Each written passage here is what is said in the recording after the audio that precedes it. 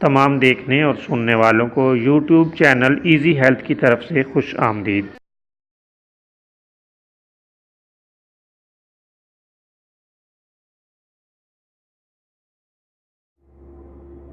दोस्तों, आज जो वीडियो हम आपकी खिदमत में पेश कर रहे हैं, इसमें आपको नींद के चलने का एक इलाज बताएंगे।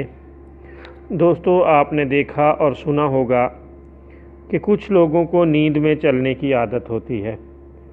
वो रात को उठकर चलते हैं और इसी हालत में बाज़ औक़ात हादसात का शिकार हो जाते हैं। इस ख़तरनाक मर्ज़ से निजात हासिल करने के लिए ये नुस्खा आपकी नज़र किया जाता है।